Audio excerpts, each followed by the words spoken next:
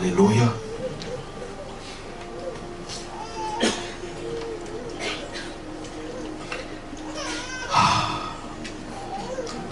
Je rends grâce au Seigneur pour ce temps, parce que en préparant ces moments, Dieu est en train de me reprendre.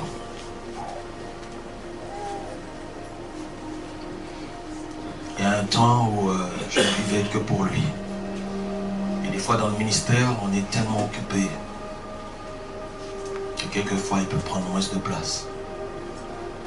C'est pas qu'on ne travaille pas sans lui, mais le temps de communion peut diminuer. Et Dieu me reprend pendant qu'il nous enseigne. Et il me refait vivre des dispositions intérieures que j'avais à une époque. Tout ce que je voulais, c'était lui. Je bénis Dieu pour cette invitation, la famille Kali. Parce que ça me fait beaucoup de bien. Combien de personnes sont bénies pendant ces temps-là? Combien de personnes sont bénies pendant ces temps? Alléluia. Il est merveilleux. Il est merveilleux. Mes yeux ne peuvent le voir. Et il n'y a personne de plus réel que lui dans ce lieu. Il n'y a personne de plus réel que lui sur la terre. Je rends grâce à Dieu parce que, rentrant en Martinique, je sais que d'autres choses vont encore changer. Au nom de Jésus. Vous êtes un peuple que Dieu aime, les amis. Il y a beaucoup d'amour dans ce lieu. Et il y a une vraie présence du Seigneur dans ce lieu. Et c'est pas compliqué de prêcher pour des personnes qui aiment le Seigneur. Il y a une grâce déjà de Dieu dans ce lieu. Les prédicateurs n'ont pas grand chose à faire parce qu'il y a déjà une présence qui nous pousse. Il y a un travail qui se fait dans ce lieu. Et je veux rendre grâce à Dieu pour ça. On peut prêcher dans des lieux où c'est aride. Mais ici, il y a déjà la puissance de Dieu. Il y a déjà la présence de Dieu. Il y a déjà la gloire de Dieu. Tout ce qu'on veut, c'est que ça aille encore de plus en plus haut. C'est une grâce de Dieu. Est-ce qu'on peut applaudir le Seigneur pour cela? Oh Jésus. Jésus. Les prédicateurs viennent et puis prêchent avec force et puis ils croient que c'est leur onction qui est en train d'agir. En fait, il y a déjà de l'onction dans la salle. Il y a déjà des hommes et des femmes qui ont préparé le travail dans la prière et on se sent poussé parce que simplement la gloire de Dieu est déjà là. C'est tout. C'est rien d'autre. Je voudrais, avant d'ouvrir le message, vous dire que nous allons juste vous rappeler que la toute première fois qu'on s'est vu jeudi, on a partagé ce thème, puisqu'on est sur le thème de la marche selon l'esprit, mais le sujet c'était de parler de la personne, ces personnes que le Saint-Esprit utilise.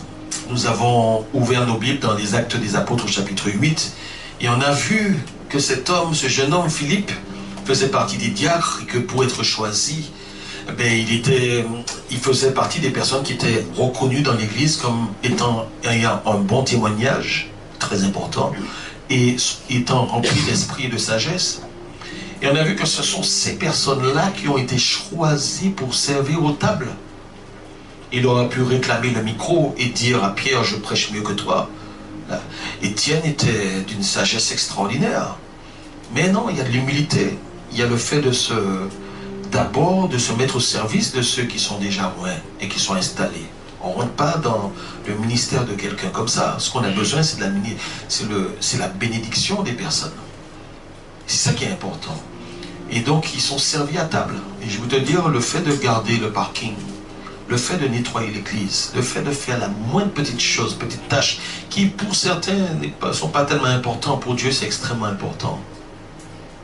Il ne faut pas rester, il ne faut pas venir à l'église le dimanche. Je n'ai pas encore commencé à prêcher, mais je veux juste introduire. Il ne faut pas venir à l'église ici le dimanche et venir consommer. L'église, c'est un lieu où chacun va mettre en commun ce qu'il a. Et l'église a plein de besoins. Tu ne peux pas être ici dans ce lieu et ne pas t'occuper d'une petite tâche. Mets un pied dans le service. Et Dieu regarde comment tu gères cette grâce. Si tu gonfles le torse et que tu te crois subitement au-dessus des autres, mon ami, c'est pas ça. Et Dieu va tester notre humilité dans le service. Et quand il voit que tu es fidèle dans les petites choses, il pourra commencer à te confier des choses un peu plus importantes et au fur et à mesure. Et c'est comme ça que ça se passe. Et on n'impose pas à quel moment qu'on veut être en service. On se met en service sur des choses bénignes. Et ce sont les responsables de l'Église qui doivent reconnaître ce que nous sommes et qui à un moment donné sont poussés par Dieu pour nous dire, bon maintenant, occupe-toi de cela. Mais on ne vient pas dire, moi je veux ça. Ça ne marche pas comme ça. Et Philippe était un homme humble. Mais Dieu, tôt ou tard, ouvre la porte pour le ministère. Et ce qui est important, c'est que ce soit Dieu qui ouvre la porte. Que ce ne soit pas nous-mêmes qui ouvrons la porte du ministère. Mais c'est Dieu, dans le temps de Dieu, avec la grâce de Dieu. Et Dieu a permis la persécution pour qu'il se retrouve en Samarie et quand il prêche le nom de Jésus, alors il voit des guérisons, des miracles. Et des gens se convertirent et ils baptisent. Ce qui est extraordinaire, c'est que malgré ce succès, il entend une première fois un ange lui dire de quitter le lieu après l'arrivée des apôtres, de quitter ce lieu et de se rendre sur le chemin du désert à la rencontre de cet eunuque. Et il ne discute pas. Il n'essaie pas d'avoir tous les lauriers, toute la gloire que les hommes peuvent lui donner parce qu'il vient de bouleverser une ville et faire en sorte que le plus grand sorcier de ce lieu se fasse baptiser, même s'il n'était pas encore sincère. Non, il obéit simplement au Saint-Esprit. Parce que celui qui veut servir les hommes ne peut pas servir Dieu.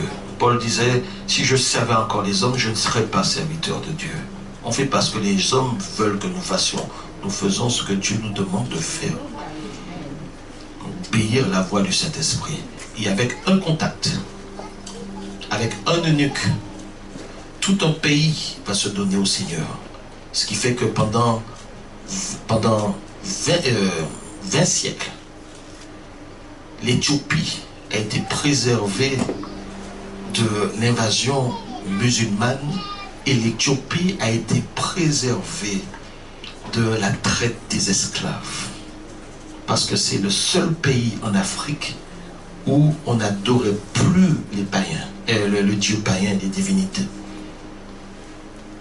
Un homme a touché un homme et un homme a été utilisé pour le réveil d'un pays entier. Parce que c'était le plan de Dieu. Et toutes ces personnes qui ont été sauvées, c'est une couronne pour cet homme, pour Philippe. C'est un homme qui est au service du Saint-Esprit. Il a entendu une première fois un ange lui parler, va. Mais quand il s'est approché, il a entendu l'Esprit lui dire et il a su discerner la voix de l'ange de la voix du Saint-Esprit. Il faut vraiment parler avec le Saint-Esprit, côtoyer le Saint-Esprit pour pouvoir discerner sa voix. Nous avons vu dans un deuxième temps que le Saint-Esprit a différentes manifestations, différentes façons d'agir. Et c'est vrai que c'est compliqué parce qu'on arrive à identifier le Père dans nos cœurs, on arrive à identifier le Seigneur Jésus, peut-être même au travers de films. Mais c'est compliqué parce que le Saint-Esprit est comparé à un certain nombre de manifestations, mais nous avons vu que ces manifestations ont un sens. Le sens de planer, c'est lié à la bonne nouvelle. C'est le Saint-Esprit qui plane pour mettre de l'ordre là où il n'y a pas d'ordre, et le Saint-Esprit plane dans le monde. Et il cherche à toucher des non-croyants pour qu'ils reçoivent Jésus. Nous avons vu qu'il y a la dimension de nouvelle naissance qu'on retrouve au travers de la symbolique de l'eau pour la purification, la symbolique du sceau, des arts et du gage, montrer que le Saint-Esprit vient habiter en nous et que c'est une garantie que Dieu nous donne, comme quoi il va nous amener jusqu'à la rédemption pour le retour du Seigneur Jésus. Et on a vu aussi cette grâce du Seigneur, cette manifestation. On a eu j'ai dit l'eau, et puis qu'est-ce qu'il manque? La colombe c'est la première, ensuite. Et voilà, le troisième qui manquait c'était le feu. Et il ne s'agit pas seulement d'être rempli de feu pour le servir. Oui, il y a cette symbolique dans la Bible, le baptême de feu, mais le baptême de feu c'est aussi un baptême de purification, feu du fondeur, où le Seigneur doit épurer son enfant. Et il va nous faire passer dans le désert avant de nous amener dans notre Canaan. Et c'est nécessaire que nous passions par des déserts parce que c'est là où la chair est crucifiée. Et ça fait mal, mais c'est nécessaire. Parce qu'il faut qu'on arrête à un moment donné de s'appuyer sur les hommes et s'appuyer uniquement sur Dieu. Peut-être qu'on vivait dans l'opulence, maintenant Dieu te fait passer par des temps de pauvreté. Et c'est le désir du Seigneur pour que tu apprennes à recevoir la manne de chaque jour. Pour que quand la bénédiction arrivera, tu saches la gérer. C'est très important. Et donc il y a ces trois symboliques-là. Et ensuite on a vu qu'il restait trois autres, mais qui sont là où les chrétiens n'arrivent pas. Beaucoup de chrétiens sont bloqués. Parce que le Saint-Esprit ne veut pas seulement agir et habiter en nous. Il veut non seulement être sur nous, mais il veut déborder au travers de nous, nous donner un revêtement de puissance, et il veut même agir autour de nous. Et là, on a les différentes symboliques, les symboliques de la nuée, la symbolique de l'huile et la symbolique du vent.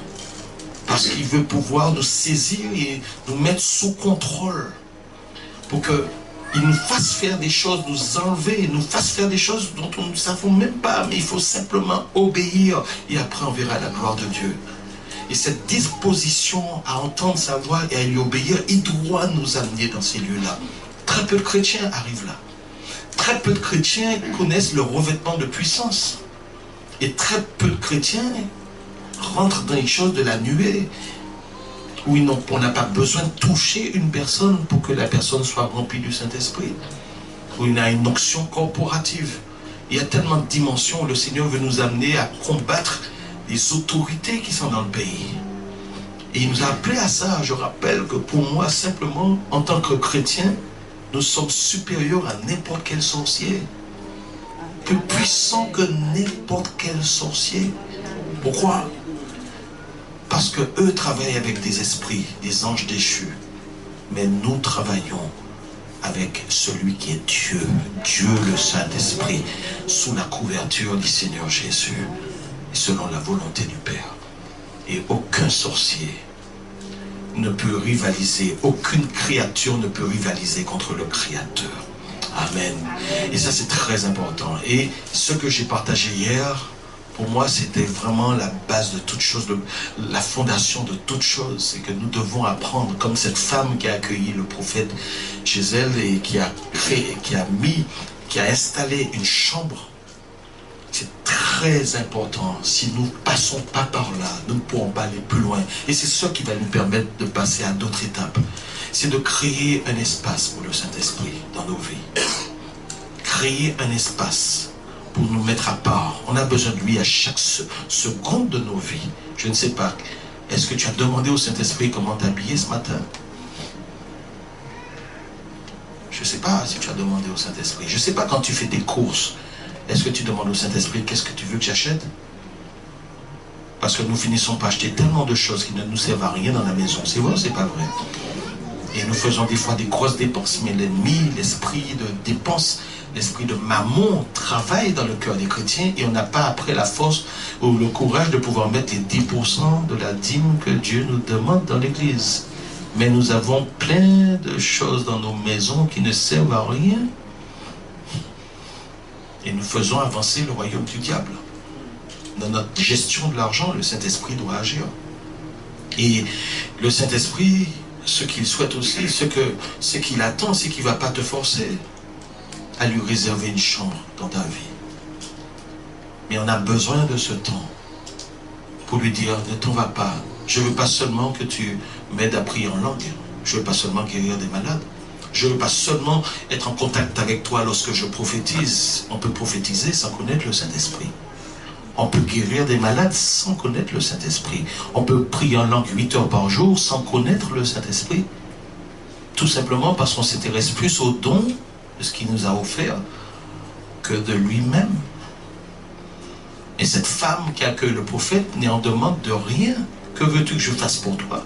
Rien, prophète. Je veux simplement que tu sois honoré, parce que je veux honorer la présence de Dieu. C'est tout. Mais je ne suis pas dans une relation d'échange, de manipulation avec toi. Et Dieu aime ça. Si tu cherches le Saint-Esprit pour impressionner les autres, pour te faire une réputation, pour être un grand ministère, alors tu as encore besoin de comprendre plein de choses. Parce que tu es dans une logique utilitariste. Et lui qui sonde les cœurs et les reins, lui qui connaît même la pensée de Dieu et les profondeurs de Dieu, dis-toi bien qu'il connaît bien les profondeurs de de ta demande et de tes motivations. Il voit quand certains lèvent les mains pour adorer le Seigneur, mais avec un esprit, je veux ta présence et je veux ta puissance pour impressionner les autres. Vous croyez qu'il est dupe? La Bible dit qu'il est donné, nous n'avons pas reçu l'esprit du monde, mais l'esprit qui vient de Dieu, afin que nous connaissions les choses que Dieu nous a données dans sa grâce, et nous le révèle par l'esprit, car l'esprit sont tout et même les profondeurs de Dieu, mais il y révèle à ceux qui l'aiment, il est dit. Et Dieu sait qui l'aime. Le Saint-Esprit sait qui l'aime, qui le recherche pour ce qu'il est. Mais si je réserve un temps de tête-à-tête avec lui, je suis invité à prier Dieu, d'ailleurs par le Saint-Esprit. Mais la Bible nous dit dans 2 Corinthiens 13, que la communion du Saint-Esprit soit avec vous. Mon but, c'est pas de prier le Saint-Esprit. Mon but, c'est de le rencontrer, de l'avoir comme ami, de communier avec lui, comme on parle avec son meilleur ami ou sa meilleure amie. On peut passer des heures et on échange. Comment tu vas? Qu'est-ce que tu as fait aujourd'hui? Qu'est-ce qui se passe dans ce monde, cet esprit? Dis-moi, qu'est-ce que tu aimes? Qu'est-ce que tu n'aimes pas? Et vous voyez, le fait de réserver un lieu de communication, un lieu d'échange, ça demande, comme on a vu, qu'il faut, ça s'appelle de l'intimité. C'est comme ça qu'il y a un lit. C'est le signe de l'intimité, d'une relation sexuelle entre un homme et une femme. On ne parle pas de relation sexuelle avec le Saint-Esprit, mais on parle d'une intimité, une véritable intimité. Et puis, la table et la chaise, c'est une notion de stabilité. Stabilité. Rester calme. Dans l'église, on a le droit de crier. Mais quand on est avec le Saint-Esprit, on ne crie pas. C'est dans un murmure doux et léger qu'il parle. Et il y a des moments où il faut lui parler, mais il y a des moments où il faut le laisser parler. Ça s'appelle appel à faire du silence pour écouter sa voix. Et tu sais, comme je disais, Moïse est resté 40 jours en haut de la montagne, sans parler, à attendre simplement que Dieu lui donne les commandements. C'est difficile de rester tranquille et dans l'attente active de sa réponse. C'est ça qui nous est le plus compliqué, parce que nous allons dans la présence du Seigneur avec un téléphone portable. Et les réseaux sociaux nous bouffent notre temps. Nous sommes plus en communion avec WhatsApp qu'avec le Saint-Esprit. Et voilà ce que l'Esprit dit. C'est que quand Moïse était en train d'attendre la voix du Père, lui donnant les 10 commandements et toutes les autres prescriptions de la loi, il ne savait même pas qu'il était en train d'être transformé dans cet effort mental d'attendre. Il ne savait même pas qu'en redescendant, son visage était en train de rayonner parce qu'il ressemblait de plus en plus au Seigneur Jésus et qu'il était transfiguré à son image par le Seigneur l'Esprit. Il ne savait même pas qu'il était en train d'être transformé. Le temps d'attente, ce combat interne de faire chute et de dire sachez que l'Éternel est Dieu, arrêtez, sachez que je suis Dieu, et le temps de réaliser ça et dire Saint-Esprit, j'ai soif de t'entendre. Eh bien, ce temps-là est un temps de transformation. Et tu sais qu'est-ce qui se passe quand tu passes du temps comme ça avec le Saint-Esprit à non seulement lui parler, mais attendre sa réponse? Il est en train de te transférer son caractère. Le fruit de l'esprit, c'est l'amour, la paix, la patience, la joie, la douceur. Tu es en train d'être transformé, tu ne le sais même pas. Parce que c'est ta communion avec l'esprit qui va, dans cette communion qui va il va déteindre sur toi. Tout ce qui se rassemble se ressemble. Et donc c'est nécessaire. Avant d'entrer dans des actes de puissance, etc., c'est nécessaire. C'est ce que le Saint-Esprit veut. Mais tout le monde n'est pas intéressé. Je ne sais pas si dans cette salle, il y a une personne qui est intéressée. Mais le Saint-Esprit est en train de chercher des personnes qu'il aime. Et si, je voulais dire, c'est un des points les plus importants. Aujourd'hui, nous allons aborder la notion, nous allons revenir sur le fait marcher selon l'esprit. Est-ce que tu es prêt? Est-ce que tu es prêt? Est-ce que tu es prêt? Alléluia. Ouvre ta Bible dans Actes chapitre 3 maintenant, dans un passage que tout le monde connaît. Actes chapitre 3, le premier verset. Alléluia. Seigneur, étends ta main, Seigneur Père. Parle, Seigneur Père. Parle, s'il te plaît, Papa. Parle, parle ce matin. Parle ce matin, Seigneur. Parle ce matin. Dis-nous des choses. Révèle des choses, Papa, au nom de Jésus. Amen. Actes des Apôtres, chapitre 3, à partir du premier verset. Est-ce que vous y êtes? Si vous y êtes, dites avec moi. J'entends encore des pages. C'est bon. Que Dieu soit béni. Alors, si tu cherches Actes des Apôtres, c'est à peu près entre la Genèse et l'Apocalypse. Quelque peu. Entre la Genèse et l'Apocalypse. Ça va? Aide-le, mon frère. Oui, mais il a une Bible. Elle le a trouvé. Alléluia. Ah, ça s'affiche? Oui, mais il faut avoir sa propre Bible. Amen. Non, c'est pas à la fin. Oui, c'est la page 384. Voilà, c'est bon? Ok, alléluia. Actes des Apôtres, chapitre 3, à partir du premier verset.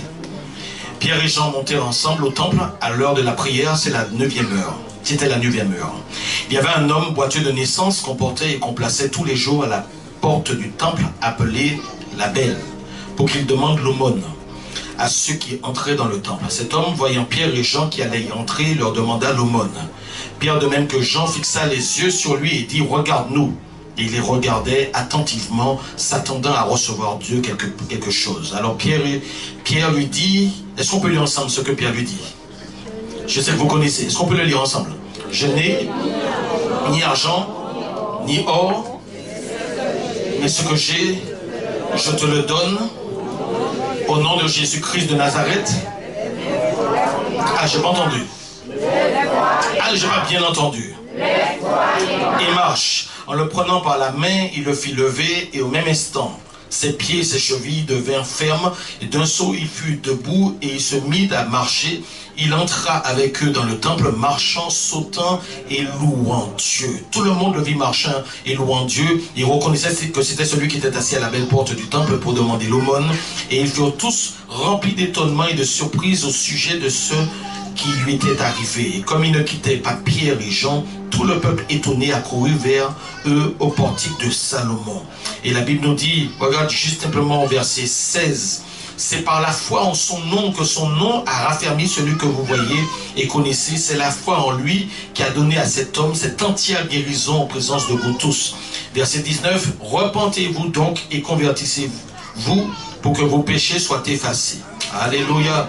Et on sait que le nombre de disciples ce jour-là est arrivé jusqu'à 5000. C'est un passage que l'Église connaît parfaitement. Extraordinaire. Mais il y a toujours des choses cachées dans des choses qui paraissent simples. Je voulais commencer par dire que Pierre et Jean sont deux personnes qui marchent ensemble. Et j'aime bien ce mot, ensemble. Est-ce qu'on peut dire ensemble? Est-ce qu'on peut dire ensemble? Il n'y a pas d'individus dans l'église, il y a des gens qui sont ensemble. Quand on est rempli du Saint-Esprit, on est rempli de l'esprit d'amour. C'est un esprit de koinonia, de communion. Et donc c'est un esprit qui aime nous connecter les uns avec les autres. Si quelqu'un veut toujours se mettre à part parce qu'il se sent supérieur aux autres, ce n'est pas le même esprit qui l'anime. Alléluia, l'esprit d'amour nous apprend à nous aimer les uns les autres. Ils partageaient tout ensemble. Tout de suite après la Pentecôte, il y a eu l'amour. Le peuple se voyait régulièrement 3 fois par jour et ils partageaient tout. Ils étaient ensemble dans la prière, ensemble dans la communion fraternelle, ensemble dans la fraction des pains. Et Dieu connecte aussi dans l'église des personnes qui marchent ensemble. Pierre marchait avec Jean. On les voit dans un premier temps. Je me pose la question si c'était pas parmi les disciples 2 à 2 que Jésus envoyait pour pouvoir guérir les malades et proclamer la bonne nouvelle. Mais ils sont souvent ensemble lorsque Jésus a été ressuscité. Ils sont ensemble. Et bien que Jean court un peu plus vite que Pierre, on imagine que Pierre est un peu plus âgé, peut-être un peu plus fort, plus gros peut-être. Mais en tout cas, ils sont ensemble. Ils se retrouvent ensemble en Samarie après le passage de Philippe. Et parmi les deux, il y en a un qui prend toujours la parole, c'est Pierre. Jean est toujours en retrait, mais ils sont unis. Et ça, c'est très important, les amis. On doit pouvoir marcher ensemble avec une personne. Quand on est ensemble, on est connecté à un frère spirituel, une sœur spirituelle. On prie ensemble, on s'appelle. Quand on n'est pas présent, l'autre l'appelle pour savoir comment ça va. Mais il faut être connecté, il faut pouvoir prier ensemble sur des sujets, puisque le Seigneur dit qu'il faut se mettre en accord. Lorsque vous priez, si vous vous mettez en accord pour demander une chose quelconque, je le ferai. Il faut que tu sois connecté à une personne dans l'église. Tu pries le Seigneur, Seigneur, montre-moi avec qui je dois pouvoir fonctionner. Et c'est très important, il ne faut pas être seul dans la maison du Seigneur. Parce que le Saint-Esprit fonctionne comme ça. Et le jour où on est plus bas, celui qui est connecté avec nous va nous relever. Le jour que l'autre est plus bas, l'autre va le relever. Et c'est comme ça qu'on marche dans les choses du Seigneur. Pierre et Jean sont ensemble. Est-ce qu'on peut dire ensemble? Ensemble, et ils marchent, ils sont l'heure de la prière. Il y a 3 prières par jour, et l'une à 9h du matin, si je ne me trompe pas. Non, c'est à 9h du matin, midi et 15h. Et là, c'est la 9e heure, c'est-à-dire 15h, l'heure où on fait des offrandes, on offre les parfums, etc., d'adoration. Et voilà que ces hommes-là sont en train de marcher, et la Bible nous dit ici qu'ils vont voir un homme qui est debout, qui est assis plutôt, devant un portique. Cet homme, la Bible dit qu'il est boiteux de naissance. Impotent. Quelqu'un qui boite, c'est quelqu'un qui peut marcher. Mais l'expression ici signifie qu'il a un handicap réel. L'homme n'a jamais marché de sa vie. On apprend qu'il avait plus de 40 ans, un peu plus loin. Il n'a jamais marché de sa vie. Et pourtant, est-ce que vous pensez qu'il soit né avec ses jambes? Pensez-vous qu'il soit né avec ses jambes? Je ne vous sens pas ce matin. Pensez-vous qu'il soit né et il soit né avec ses jambes? Amen ou pas amen? Il est né avec ses jambes et ses jambes ne peuvent pas le porter. Normalement, il devrait marcher avec ses jambes. Ou plutôt, nos jambes sont là pour nous porter. Mais ses jambes ne le portent pas. Donc c'est un homme qui est impotent. Et ça, c'est un vrai handicap. Parce que physiquement, il ne peut pas se déplacer. Pudiquement, il a besoin des autres. Et c'est un souci aussi sur le plan social, puisque quand on est comme ça, en fait, on n'a pas beaucoup de relations avec plein de personnes. Sa vie se passe devant une belle porte, une porte du temple. Il n'a pas accès à l'intérieur du temple à cause de son handicap. Il est rituellement impur, il n'a pas accès au temple. Et voilà que cet homme n'a pas réellement de vie sociale. Il est un mendiant. Cet homme a besoin de personnes pour se déplacer, il ne peut pas travailler et vivre de sa dignité, donc qu'est-ce qu'il fait? Il fait l'aumône, et quand les gens passent, il n'est sans doute pas le seul. Il n'y avait pas un seul mendiant. On sait qu'il y avait de nombreux, mais il faisait partie de ces mendiants-là, des personnes qui vivent aux dépens des autres. Il a besoin de l'aide des autres. Il a besoin parce qu'il est assisté. Et ce que Dieu nous montre là, c'est pas quelque chose qui se fait par hasard. Parce que ça a une portée sur le plan spirituel. Alléluia. Oh, mon frère, est-ce que tu peux venir 2 secondes? Viens. Imaginons que je sois cet homme. Imaginons que je sois cet homme et que je ne sache pas marcher. Et il faut... Il faut qu'il m'amène, il vienne me chercher chez moi pour me déposer tous les matins à la belle porte du temple. Et il faut le soir aussi venir me chercher pour me ramener chez moi. Tous les jours. C'est un travail, c'est une entreprise. Donc, tu as coupé le son sur moi. Ça revient? Oui, ça revient. Que Dieu soit béni. Et donc tu dois m'amener, mais imaginons que je ne sache pas marcher. Donc subitement, je n'ai plus de force dans les...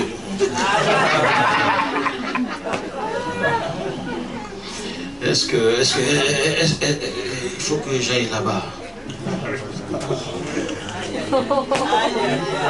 Je ne l'entends pas faire un régime. Bon, il a un problème là. Et pourtant, il est fort, il est costaud. Il me faut une deuxième personne, il faut une deuxième. Est-ce que, mon frère, est-ce que tu veux venir? Non, viens, tu es grand. C'est toi qui fais le parking. Aïe.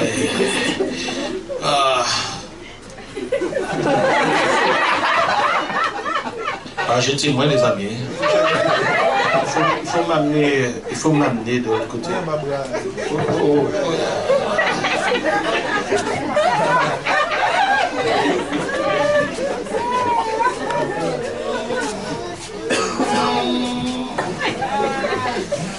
Vous êtes faux, les amis. Est-ce qu'on va applaudir la gloire de Dieu pour mes frères?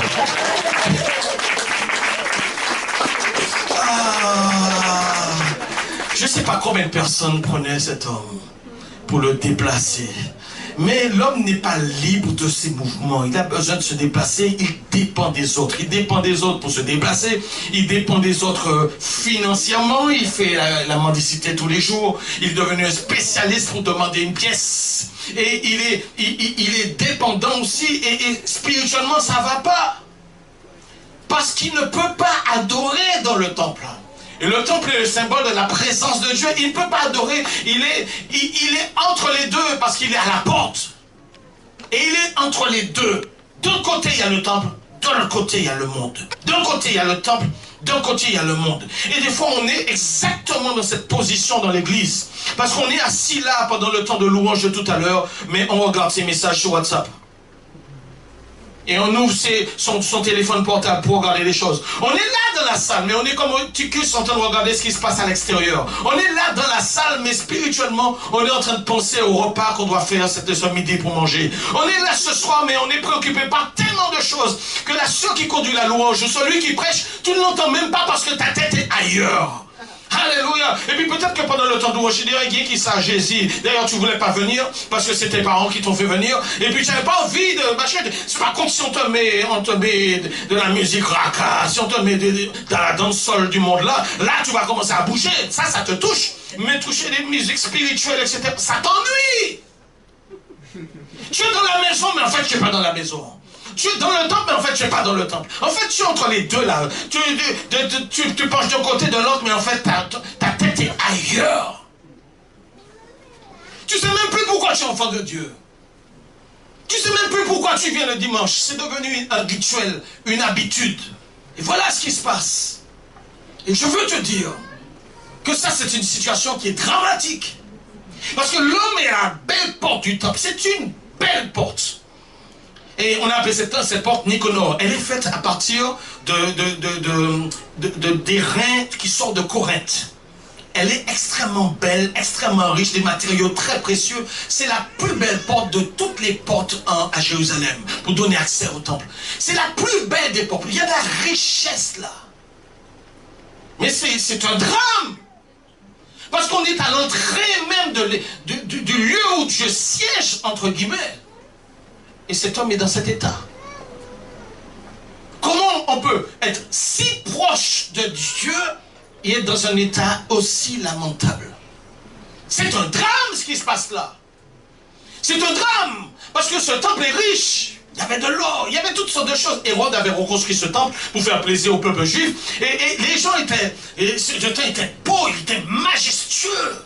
Quand Jésus a dit qu'il détruirait ce temple et qu'en 3 jours il le bâtira, ils sont tous ricanés. C'était une œuvre qui a duré pendant combien d'années? Des fois, l'église peut être remplie à déborder. Voilà, pas très loin de chez moi, là où je suis né, il y a une église catholique romaine. Elle est remplie le samedi soir. Elle est remplie le dimanche. Ce n'est pas parce qu'il y a beaucoup de personnes dans l'église qu'il n'y a que des gens vivants, que ce qui se passe est correct devant le Seigneur. Alléluia. Ce n'est pas parce que certaines églises évangéliques sont remplies et que tu es impressionné de voir 10 000 personnes, 25 000 personnes dans une église, tu te dis, waouh, ça c'est un super ministère. Ce n'est pas parce qu'il y a beaucoup de monde que vraiment le Seigneur est là. Ce n'est pas parce qu'il y a une très belle chorale dans les églises, parce que les églises ont de beaux bâtiments, qu'il y a de beaux programmes que le Seigneur est là. Dans l'église de la Odyssée, la Bible dit, mais Dieu Seigneur dit, mais toi tu dis que tu es riche, tu crois que tu es riche, tu as une belle chorale, tu fais de belles choses, tu as de beaux programmes, ta salle est remplie, tu as 20 000 personnes, 35 000 personnes, j'en sais rien, comme dans certaines méga churches aujourd'hui aux États-Unis ou dans le monde, et tu vois beaucoup de monde et tu te dis, ah, l'homme de Dieu qui est là, c'est un super homme de Dieu, regardez le peuple qui est là. Mon ami, Jésus ne regarde pas le peuple comme nous regardons le peuple. L'homme regarde aux yeux, mais Dieu regarde au cœur. Alléluia. Et c'est tellement possible de transformer le message pour faire venir du monde. C'est tellement possible de ne point prêcher sur la croix, ne point prêcher sur ce qui ne dérange personne pour faire venir du monde. Venez, il n'y a pas de souci. Vous pouvez être avec Dieu et puis vous pouvez faire vos affaires du monde. Il n'y a aucun problème. Si tu commences à prêcher comme ça dans l'église, tu verras du monde venir. Ah, tu vas voir du monde venir, parce que ces monde-là, il y a les mondes là, et puis il y a les bons dieux aussi en même temps. Il y a les diables là, et puis il y a les bons dieux en même temps. Et si tu leur donnes les deux, ils vont venir. C'est facile d'être là dans des églises où on entend n'importe quoi, mais là où la croix de Jésus est prêchée, les amis, il n'y a pas beaucoup de personnes qui accourent au nom de Jésus. Là où on parle beaucoup de guérison, beaucoup de délivrance, et toutes ces choses-là, et qu'on ne parle jamais de sanctification, je ne dis pas que j'ai rien contre la guérison et la délivrance, je le prêche, mais il faut être équilibré. Et il faut être équilibré. Et il y a des personnes qui ne veulent pas qu'on les reprenne dans leurs mauvaises habitudes. Mais si on ne reprend pas les gens sur leurs mauvaises habitudes, s'il faut leur donner la prédication qu'ils veulent, on peut faire venir des foules. Ce n'est pas très compliqué. Vous mettez un panneau dehors et vous dites, venez, on va vous montrer comment Dieu rend riche. Mes amis, mais des politiciens vont venir s'asseoir dans la salle. Mais des gens de toutes bords vont venir dans la salle. C'est pas très compliqué avec le message de la prospérité, les amis. C'est pas mais si tu viens dire aux gens, venez et repentez-vous, car le royaume de Dieu est proche, il y a beaucoup moins de personnes qui sont intéressées. C'est bizarre. Il y a moins de foule. Moi, je ne veux pas une église qui me donne exactement ce que je veux. Je veux une église qui me met doigt de pitchette dans la sanctification au nom de Jésus-Christ de Nazareth. Parce que je ne veux pas être surpris le jour où Jésus va arriver. Et je ne veux pas être surpris de voir que dans mon église, en fait, 90% ne sont pas partis, que juste un petit reste est parti. Je ne veux pas me retrouver dans ce genre de choses. Ne me donne pas de faux évangiles. Ben oui, mais la cache, même si c'est dur, mais ça fait du bien. C'est une tristesse qui amène à la vie, c'est tout ce qui est important. C'est ce genre d'évangile qu'on veut aujourd'hui. Alléluia, et on veut rien d'autre. Alors c'est pas grave si tout le monde ne veut pas de cet évangile, mais ceux qui sont prévus pour le salut vont donner leur vie au Seigneur au nom de Jésus-Christ de Nazareth. Alléluia. Là, vous avez une belle église, vous avez un beau temple, une belle porte, ici dans ce chapitre Acte 3, mais cette église était capable d'apporter la guérison à cet homme. Parce que c'est une église, c'est un temple qui est fait de pierres mortes. C'est bizarre, parce que les deux hommes qui arrivent, ce sont des hommes qui sont remplis du Saint-Esprit. Et en fait, c'est l'église qui est faite de pierres vivantes. Et c'est bizarre, parce que la véritable église est en train de marcher pour entrer dans l'église morte. Ça, c'est quelque chose, les amis. En fait, c'est elle qui représentait l'église, et ils arrivent à un endroit où il y a des sépulcres blanchis, où ces gens-là ont déjà détourné le cœur, ils ont rejeté Christ, et ils se sentent bien, les amis. Moi, je ne me trompe jamais. Là où le Saint-Esprit, là est Jésus. Ah, là où le Saint-Esprit est, là il se passe toujours aussi quelque chose. Là où Jésus est, il se passe toujours quelque chose. Alléluia. Donc je ne suis pas impressionné par les beaux bâtiments. Je ne suis pas impressionné, je ne suis jamais impressionné par des foules. Et Jésus n'a jamais été impressionné par des foules qui venaient derrière lui. Le jour où il leur a dit, en instruisant un peu la Sainte Seine, qu'il faudra manger de sa chair et boire de son sang, où étaient ces personnes? Ils lui ont tous tourné le dos et Jésus s'est retrouvé avec une église quasiment vide. Il s'est juste tourné vers ses propres disciples. Il leur a dit, et vous, ne voulez-vous pas partir avec eux? Parce que là, je vous ai donné un message que vous n'aimez pas trop.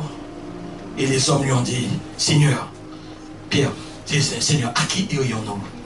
C'est toi qui as les paroles de la vie éternelle.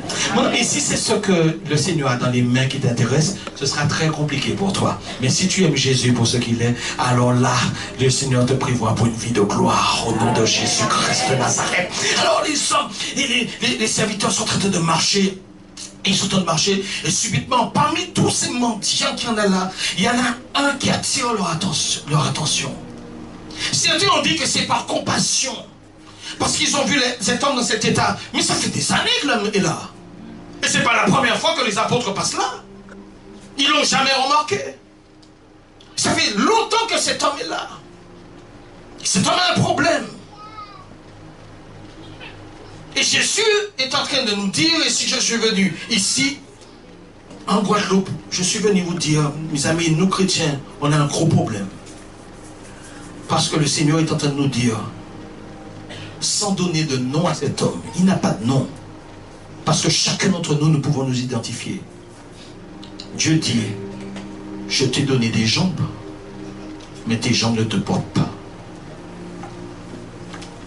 Dieu dit qu'il y a trop de mendiants dans l'église. Le Seigneur dit ce matin, il y a trop de mendiants dans l'église. Il dit, de la même façon qu'à ta naissance, je t'ai donné des jambes, mais que tu n'as pas marché dès ta naissance avec tes jambes. J'avais besoin d'être fortifié pour pouvoir te tenir sur tes deux pieds. Et quand tu as commencé à essayer de marcher, rappelle-toi quand tu étais petit, quand tu as commencé à marcher, essayer de marcher, tu as essayé parce que tu as vu que d'autres marchaient. Tu as vu papa marcher, tu as vu maman marcher, tu les regardais marcher et tu as dit oui, toi aussi tu veux marcher. Et tu as essayé au début, tu as commencé à quatre pattes. Et après tu as posé une jambe. Et puis tu as essayé de te mettre debout et puis tu es tombé. Mais qu'est-ce que tu as fait? Tu t'es relevé à nouveau, tu as essayé à nouveau, et puis tu retombais. Et tu tombais plusieurs fois, mais à un moment donné, tu restais plus longtemps debout. Et à un moment donné, tu as pu mettre un pied devant l'autre, un autre pied devant l'autre, un autre pied devant l'autre, et puis subitement, tu as pu marcher, et ensuite, tu as pu courir. Et je te dis, dès le début, je t'ai donné des jambes dès ta naissance. Et cet homme a eu des jambes dès sa naissance. Mais jamais il n'a marché sur ses jambes. Et voici ce que dit le Saint-Esprit. Dieu dit, dès ta naissance spirituelle, je t'ai donné le Saint-Esprit. Dès ta naissance spirituelle, je t'ai donné le Saint-Esprit. Mais jusqu'à présent, tu n'as jamais encore commencé à marcher par le Saint-Esprit. Jusqu'à présent, tu as vécu ta vie spirituelle avec ce que ton intelligence pouvait comprendre. Mais l'Esprit était là, dès ta naissance.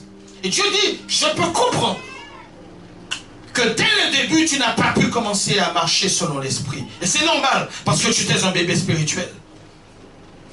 Quand est-ce que tu vas commencer à marcher? Quand est-ce que tu vas commencer à ne plus être un assisté dans l'église? Quand est-ce que tu vas arrêter d'embêter d'autres personnes pour qu'ils prient pour toi alors que j'ai mis le même esprit en toi? Quand est-ce que tu vas commencer à te lever un peu plus tôt pour intercéder parce que j'ai mis le même esprit en toi? Pourquoi tu es toujours en train de dépendre d'autres personnes pour avancer? La Bible dit, regarde, regarde, les serviteurs de Dieu qui sont arrivés au temple étaient déjà remplis du Saint-Esprit. Avant d'entrer dans le temple, ils étaient déjà remplis du Saint-Esprit. Et dès le début, en rentrant dans le temple, ils ont une direction du Saint-Esprit et ils se sont dirigés vers cet homme. Avant d'entrer dans le temple, ils étaient déjà remplis du Saint-Esprit. On ne vient pas à l'église pour être rempli du Saint-Esprit. On vient rempli du Saint-Esprit à l'église. Alléluia. On ne vient pas ici comme des glaçons pour que ce soit difficile pour le conducteur de louange essayer de faire monter les choses. Non! Normalement, la prière commence déjà à la maison. Normalement, le feu commence déjà à la maison. Normalement, la gloire de Dieu doit déjà être dans la maison. Normalement, ta maison doit déjà être remplie du Saint-Esprit. Le feu doit être là. Et quand tu mets plusieurs flammes de feu ensemble, là, ça fait un gros brassier, les amis. Alléluia. Dieu dit, arrête maintenant. Le même esprit qui est en Moïse, et c'est le même esprit que j'ai mis en toi. Le même esprit qui est en Josué, c'est le même esprit que j'ai mis en toi. Le même esprit qui était en mon fils Jésus, c'est le même esprit que j'ai mis en toi. J'en ai pas mis la moitié, j'en ai pas mis le quart, mais c'est le même Saint-Esprit qui est avec toi et qui est en toi. Quand est-ce que tu vas commencer par marcher de toi-même avec le Saint-Esprit? En fait, tu as des jambes, mais tes jambes ne te portent pas. En fait, tu as le Saint-Esprit, mais le Saint-Esprit ne te porte pas. Des mentions spirituelles. Et c'est une calamité dans l'église de Jésus-Christ. Parce que normalement, on devrait être en train de manger des dachines spirituelles. Mais on est toujours en train de boire du lait. On est toujours en train de dépendre d'un homme, d'une femme pour nous fortifier. J'ai mis mon esprit en toi, dit le Seigneur. J'ai placé mon esprit en toi. Et je n'en ai pas pour rien. Oh Seigneur.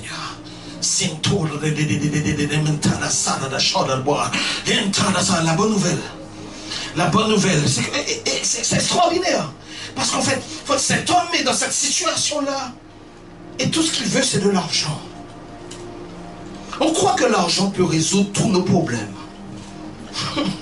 C'est pas l'argent qui peut résoudre tous nos problèmes, c'est le Seigneur lui-même seulement qui peut résoudre tous nos problèmes. L'argent ne peut pas faire, oui, ça va t'aider dans la facture de tous les jours, c'est vrai, mais moi j'ai compris une chose. L'apôtre Pierre lui a dit à un moment donné, je n'ai ni or ni argent. Ah, qu'est-ce que j'aime ça. Oh, qu'est-ce que j'aime cette parole. L'apôtre Pierre lui-même dit, je n'ai ni or ni argent. Je vous ai cité ce qui s'est passé au XVIe siècle où cet homme Thomas d'Aquin est allé visiter l'église, le Vatican, et puis qu'il a vu tous ces beaux, ces belles bâtisses, toute cette richesse accumulée. Il était étonné, au point que le pape lui-même, Innocent IV, lui dise « Wow, nous ne pouvons pas dire comme Pierre, je n'ai ni or ni argent. » Et pour que le Thomas d'Aquin lui réponde, mais vous ne pouvez pas dire non plus, je n'ai lève-toi et marche. C'est la réalité. J'aime tellement ça, le fait qu'un des hommes de Dieu les plus remplis du Saint-Esprit de l'époque puisse dire, je n'ai ni or ni argent. Je ne comprends pas comment on peut faire courir des chrétiens pour qu'ils deviennent riches. Je ne comprends pas comment on en est arrivé là. Je dis simplement que l'esprit de Mammon est entré dans l'église. L'esprit de Mammon, quand l'évangile est sorti d'Europe, en Europe, on a imposé une tradition à l'église. On a enfermé l'église dans des choses d'hommes. Mais quand l'église, quand l'évangile est arrivé aux États-Unis, il a été commercialisé. Il a pris une forme de marketing. Tout se paye, on paye. C'est acheter, c'est devenir riche. Waouh, il faut se préserver de ce genre d'esprit. Pierre dit, je n'ai ni or ni argent. Et pourtant, je veux vous assurer, les amis, Pierre était riche. Pierre n'avait pas un compte bancaire rempli, mais il était riche. Parce qu'il avait un compte bancaire au ciel, là, au nom de Jésus. Mais on n'a pas besoin de courir après ces choses-là. Tu sais, en temps voulu, ce que tu dois recevoir va arriver au nom de Jésus. Jésus nous dit, ne vous inquiétez de rien. Ne vous inquiétez de rien. Je ne dis pas qu'il ne faut pas créer des entreprises. Je ne dis pas qu'il ne faut pas chercher à prospérer. Mais si on veut faire ces choses-là, il faut que ce soit pour le royaume de Dieu. Et non pour chercher une fausse sécurité dans l'argent. Parce que soit l'argent va te diriger, soit tu seras esclave de l'argent, soit l'argent va être ton esclave. Soit tu vas être esclave de l'argent parce que tu cours après l'argent pour le bonheur. Mais soit aussi tu peux gagner. Dieu veut bénir. Mais Dieu va te bénir quand tu ne seras plus esclave de l'argent. Ou ce ne sera plus un problème pour toi de donner une bonne somme à l'église. Ou ce ne sera plus un problème pour toi d'aider des personnes qui sont dans le besoin. Parce que ce que Dieu veut, c'est aussi que nous devenions des sources de bénédiction. Mais ne pas faire de Mammon notre divinité. C'est ce que le Seigneur ne veut pas. Et aujourd'hui, c'est très facile de mettre plein de chrétiens dans une salle d'hôtel parce qu'on veut leur montrer comment devenir riche. Entre guillemets, c'est surtout celui qui organise ce genre d'événement qui finit par s'enrichir sur le dos de ses stagiaires. Gloire à Dieu. Je ferme la parenthèse. Alléluia. Pierre dit, je n'ai ni or ni argent. Comment ça se fait qu'un des hommes les plus bénis spirituellement de l'époque puisse avoir les poches trouées? Parce qu'il n'y a pas de problème pour lui. Dieu s'occupe de sa vie. Dieu s'occupe, son loyer sera payé. Ses enfants seront nourris. Tu sais, Dieu a besoin de nous faire passer par un désert pour qu'à un moment donné, nous comprenions que nous dépendons que de lui pour la manne du jour. Mes amis, avant de partir à l'école biblique, j'avais un groupe de chrétiens dans une église que j'avais quittée parce qu'il y avait du désordre. Un groupe de chrétiens, entre guillemets, qui avait entrepris de prier régulièrement pour ma destruction. Régulièrement, un groupe de chrétiens avec des responsables dedans, et c'est utiliser des psaumes d'imprécation de l'Ancien Testament pour pouvoir essayer de me détruire. Et j'ai quitté cette église, et c'est vrai qu'à l'époque, bon, j'avais pas été très sage, mais j'avais fait sortir des personnes de cette église parce qu'il y avait de vrais soucis, et finalement le pasteur s'est retrouvé en prison. Mais il y a eu cette période où ils étaient en train de prier sur ma tête. Et quand on m'a fait savoir, j'ai donné le message, n'arrêtez pas. N'arrêtez pas. Parce que celui qui maudit Israël sera maudit, et celui qui bénit Israël sera béni. Mes amis, financièrement, j'ai vu de l'argent tomber, descendre. Mais là, j'étais à mon compte à cette époque, mais ça descendait. J'avais jamais gagné autant d'argent. C'est pour ça que je leur ai dit, n'arrêtez pas de me maudire. N'arrêtez pas, parce que la malédiction revient sur vous, mais pendant que vous me maudissez, Dieu me bénit au nom de Jésus. Amen. Amen. Et c'est pas un souci. Et en fait, en réalité, c'est avec cet argent que j'ai pu payer l'école biblique. En tout cas, une partie des sous de l'année de l'école biblique, la première année. Et donc j'en avais besoin, c'était pour un projet bien précis. Mais quand je me suis retrouvé à l'école, subitement, je n'ai plus de revenus. C'est la première fois de toute ma vie que je me suis retrouvé sans rien. Et on vivait vivais presque au jour le jour. Ça a été très compliqué. C'était compliqué au niveau de ma famille, sur le plan financier, etc. Donc, une fois comme ça, ma fiancée m'a envoyé quelque chose, mais c'était compliqué. Et pendant cette période-là, on est en train de se poser des questions, mais Seigneur, mais je suis en train de... Je veux te servir, je suis en train de... Seigneur, mais qu'est-ce qui se passe là, etc. Et le Seigneur m'a fait comprendre. Tu sais, on doit passer par le feu. On doit passer, il doit casser une logique en nous. Il veut que nous apprenions à dépendre de lui. Bien sûr qu'il veut nous bénir. Mais avant qu'il n'y ait Canaan, il y a d'abord la période du désert. Et ça, on n'aime pas. Mais il faut apprendre à vivre de la manne chaque jour. Et Dieu veut nous apprendre à vivre de la manne et rentrer dans une assurance que finalement je mange tous les jours. Finalement, je ne dors pas dans la rue. Finalement, en fait, le Seigneur s'occupe de moi. Je ne sais pas ce que je vais manger demain. Je ne sais pas, mon frigo est vide. Mais en fait, finalement, je ne meurs pas. Donc finalement, le Seigneur s'occupe quand même de moi. Et là, on commence à comprendre qu'il est Yahvé Jireh, celui qui pourvoit nous tous nos besoins. Et là, quand on commence à avoir l'assurance qu'en fait, que Dieu s'occupe de nos affaires, Dieu dit, maintenant, tu es prêt pour la bénédiction. Maintenant qu'on est en train de crier, on est en train de se plaindre, parce qu'on a besoin de thésauriser beaucoup d'argent pour être assuré. On a besoin de remplir son congélateur pour être assuré. Mes amis, on n'a pas encore compris, Dieu va continuer à nous faire passer dans le désert. Et ça peut durer 40 ans. On peut tourner dans le désert parce qu'on ne comprend pas. C'est pas que Dieu ne t'aime pas. Tu passes par des moments difficiles, mais ce n'est pas parce que Dieu ne t'aime pas, c'est parce que c'est... tu te rappelles? Il est en train de te forger. Il est en train de te former et te donner la forme de Jésus. C'est ce qu'il est en train de préparer. Le Fils de l'homme n'avait pas un lieu pour poser sa tête. Les renards même avaient des tanières, mais lui, il n'avait aucun endroit où dormir. Mais il a appris à travailler et à marcher aux dépens du Saint-Esprit. Amen. Et là, c'est très important. C'est pour ça que Job est un exemple en disant l'Éternel a donné. Qu'est-ce qu'il dit après? Alors, on peut le dire ensemble, l'Éternel a donné. Ensuite, l'Éternel. Ensuite, que le nom de l'Éternel soit béni. On peut le dire, l'Éternel a donné. Dis avec moi, l'Éternel a donné. L'Éternel a repris. Que le nom de l'Éternel soit béni. Amen. L'apôtre Pierre vit dans cette dépendance du Seigneur. Et c'est pas un souci. Donc l'homme lui tend la main. De l'argent, s'il vous plaît. Et il va avec Jean dans une direction du Saint-Esprit. C'est le Saint-Esprit qui le pousse vers ce mendiant. Il dit, regarde-moi. Regarde-nous dans les cieux. Regarde-nous. Et l'homme a commencé à fixer. Lui, il s'attend à de l'argent. Mais Pierre a autre chose pour lui. Lui s'attend de l'argent, mais Pierre a autre chose pour lui. Lui s'attend à quelque chose, mais Dieu a autre chose pour lui. De bien meilleur que l'argent. Parce que c'est la bénédiction de l'Éternel qui enrichit et il n'a fait suivre d'aucun chagrin. Mais il y a quand même quelque chose, une expectative. L'homme est en train de désirer. Pierre est en train de créer en lui le début d'une soif. Parce que si tu veux recevoir quelque chose de la part du Seigneur, il faut que tu sois violent dans le monde spirituel.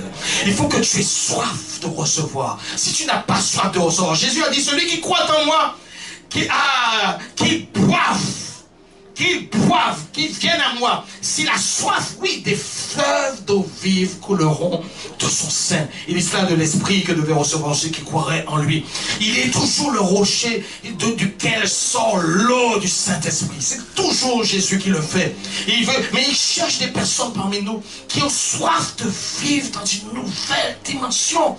Parce que des personnes qui savent qu'il y a bien plus que ce qu'ils vivent aujourd'hui. Y a-t-il des personnes dans cette salle qui sont ici et qui me disent, pasteur, moi aussi j'ai soif de vivre dans d'autres dimensions avec le Seigneur. Y a-t-il une personne ici? Tu peux juste lever la main que je te vois. Oh, tout le monde n'est pas concerné. Et Dieu ne distribue pas à tout le monde. Il donne à ceux qui ont soif.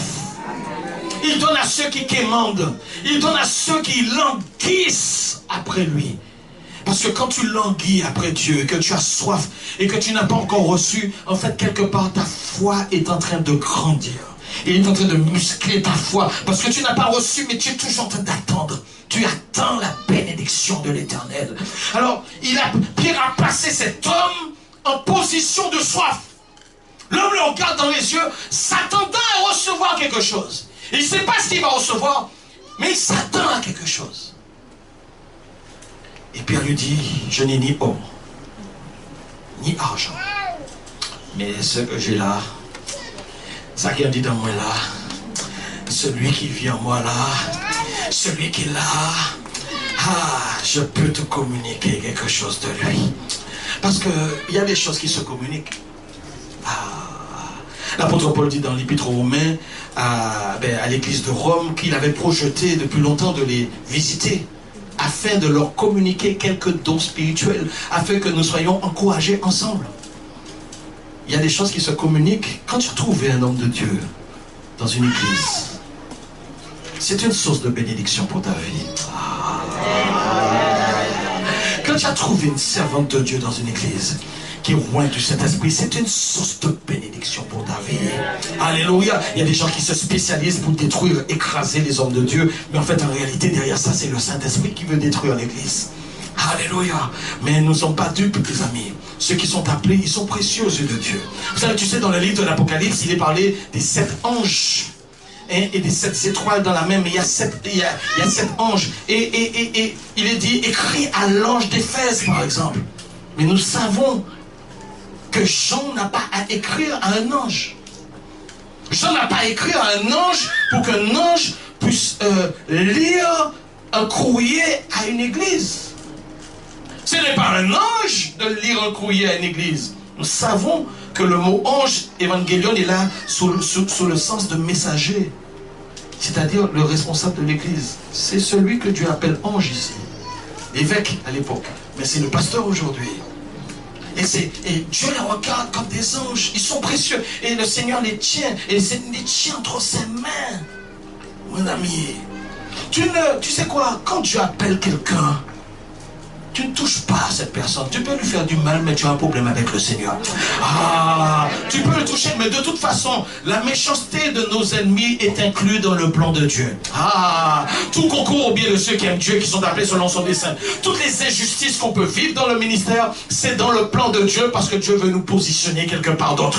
Il y a quelque chose qui veut nous faire faire, et ça va passer par l'action de nos ennemis. En fait, Dieu a un grand échiquier devant lui, et c'est lui qui contrôle et dirige toutes choses. Mais la Bible te dit, alléluia, on ne touche pas loin de l'éternel. On ne touche pas à une personne, une femme, un homme que Dieu a oué, les amis. Et on est là, et voilà cet homme qui a soif. Et Pierre dit, ce que j'ai, je n'ai pas d'argent. Et je peux vous t'assurer, j'aime les frères et sœurs qui n'ont pas d'argent dans l'église, mais qui ont le Saint-Esprit. J'aime les personnes qui n'ont pas de grands moyens, mais qui ont le Saint-Esprit. Il y a des gens qui ont beaucoup d'argent, de belles situations dans les églises, mais ils sont vides vis-à-vis du Saint-Esprit. Mais je préfère ne pas avoir beaucoup d'argent et d'avoir le Saint-Esprit dans ma vie, les amis. Il n'y a rien de plus précieux que d'avoir le Saint-Esprit dans sa vie et de marcher selon le Saint-Esprit. Je n'ai ni or ni argent, mais ce que j'ai, je te le donne. Et Pierre va le saisir par la main droite. Et dès le moment qu'un contact est fait, le revêtement de puissance qui est sur sa vie va permettre qu'il y ait une communication d'onction. Une communication d'onction, et l'homme subitement va être au contact avec la présence du Saint-Esprit, et son problème est réglé. Son problème est réglé parce qu'il a été connecté à une personne qui est elle-même connectée au Saint-Esprit. Il y a des connexions qui sont nécessaires. Il y a des connexions qui sont nécessaires. Il y a des connexions. Être connecté avec une personne qui connaît le Saint-Esprit. Alors là, ça va agir dans tes faiblesses. Ça va agir là où tu as des soucis. Ça va agir là où tu as des angoisses. Ça va agir parce que le Saint-Esprit aime bien couler d'une personne pour passer à d'autres personnes. Alléluia. Et voilà que l'homme va voir ses jambes endurcies, ses pieds, ses chevilles endurcies, ses pieds endurcis. Et la Bible dit qu'il ne s'est pas simplement levé. Il s'est levé d'un bond. C'est-à-dire que pour pouvoir sauter d'un coup, c'est que la guérison était immédiate, mais elle était tellement puissante qu'il a reçu une dose de force dans ses pieds, dans ses jambes. Et la Bible nous dit, mes amis, que l'homme est rentré avec Pierre et Jean dans le temple, sautant, marchant, sautant et louant Dieu. 5000 personnes se sont données au Seigneur ce jour-là. 5000. 5000. Mes amis, laissez-moi terminer avec une parole de la part du Seigneur. Qu'est-ce que tu fais? Qu'est-ce que tu fais avec le cadeau précieux que je t'ai offert? Pourquoi tu te limites au parler en langue? Pourquoi te limites-tu au don spirituel? Pourquoi te limites-tu à toutes ces choses? Je t'ai appelé pour régner. Pas régner financièrement sur le royaume de Satan, mais pour régner spirituellement. Je t'ai appelé, dit le Seigneur. Je t'ai appelé, dit le Seigneur. L'esprit que j'ai mis en toi était le même esprit qui était en Moïse. Ce même esprit qui transfigurait son image, son visage. Ce même esprit qui lui a accordé la révélation de la création. Mes amis, c'est le même esprit que Dieu dit que j'ai mis en toi. L'esprit que j'ai mis en toi, c'est l'esprit qui était en Josué et que j'ai fait déferler contre le peuple de Canaan pour détruire les autels du diable dans le pays. Je t'ai appelé, dit le Seigneur, à renverser les forteresses qui se dressent dans ce pays par la puissance du Saint-Esprit. Le Seigneur dit ce soir que je t'ai appelé, l'esprit que j'ai mis en toi, c'est le même esprit que j'ai dit à Abraham, quand je lui dis, lève les yeux, écoute les étoiles, et voici ta postérité, tout, autant y a-t-il d'étoiles, autant auras-tu de fils. Tu es appelé pour une grande moisson, et Dieu dit, lève les yeux toi aussi, et regarde les champs qui blanchissent pour la moisson, et prie le Seigneur, parce que je veux envoyer des ouvriers pour aller chercher toutes ces âmes. Je t'ai prévu pour une grande moisson, et la moisson est blanche, elle est prête. Il y a trop peu d'ouvriers dans la moisson parce qu'ils n'ont pas compris qui est en eux. Mais le Saint-Esprit est un esprit de conquête. Le Saint-Esprit est un esprit conquérant. Le Saint-Esprit veut t'amener, alléluia, dans ses voies, dans ses plans. Il est ton cartographe qui veut t'amener dans des lieux de position stratégique spirituelle pour détruire le cœur du travail de Satan dans le nom de Jésus-Christ. Je t'ai appelé à arriver dans un peuple. Je t'ai appelé à te dresser devant les géants d'Anak. Je t'ai appelé à te dresser devant les géants de ce pays et à couper la tête comme je l'ai fait pour Goliath. Je t'ai appelé, dit le Seigneur. Je t'ai roué aujourd'hui. Je veux que tu saches que j'ai mis ces choses en toi. Ce n'est pas parce que tu ne sais pas encore le faire que tu ne vas pas le faire. C'est parce que tu n'as pas encore pris à marcher. Mais je t'ai appelé pour ces choses, dit le Seigneur. Je t'ai donné une langue exercée pour détruire, pour abattre, pour renverser les forteresses de Satan. Je t'ai appelé pour travailler dans les lieux spirituels élevés, car je t'ai fait asseoir dans les lieux célestes en Jésus. Alléluia. Je ne t'ai pas appelé pour t'assister. Je t'ai appelé pour gagner des âmes. Je t'ai appelé pour être la lumière des nations. Je t'ai appelé, dit le Seigneur. Alléluia. Je t'ai appelé, dit le Seigneur. Je t'appelle encore aujourd'hui, dit le Seigneur. Je fais de toi un gagnant d'âme. Je fais de toi un ouvrier de paix. Je fais de toi un ministre de la réconciliation, dit le Seigneur. Tu peux changer les choses. Comme Philippe, tu peux bouleverser ton quartier. Tu peux bouleverser une ville entière. Tu peux aller très loin avec moi, dit le Seigneur. C'est le même esprit qui est déjà en toi, dit le Seigneur. Ne dis pas que je suis trop vieux. J'ai appelé Moïse alors qu'il avait 80 ans. Ne dis pas que je suis sans diplôme. J'ai choisi des hommes qui étaient sans diplôme pour me servir puissamment. Ne dis pas que je suis trop jeune, dit le Seigneur, car c'est l'esprit qui te donne la sagesse de Dieu. Ne dis pas que tu ne peux pas, quand je n'ai pas besoin de ta force. Ce n'est ni par la force, ni par la puissance, mais par mon esprit, dit le Seigneur. Je t'ai appelé à défricher un terrain nouveau. Je ne t'ai pas appelé à prendre la place des pasteurs. Je t'ai appelé à défricher un terrain nouveau. Alléluia. Je t'ai appelé à défricher un terrain nouveau, dit le Seigneur. Alléluia.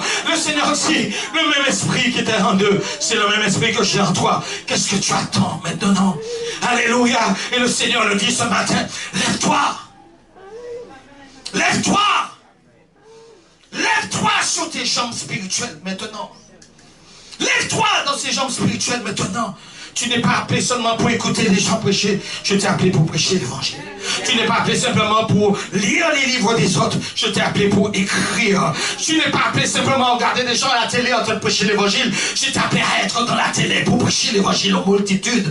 Tu n'es pas appelé à subir, mais tu es appelé à conquérir. L'esprit que j'ai mis en toi est un esprit de force. Je t'ai préparé comme un missile Scud. Je t'ai préparé comme une arme de destruction massive.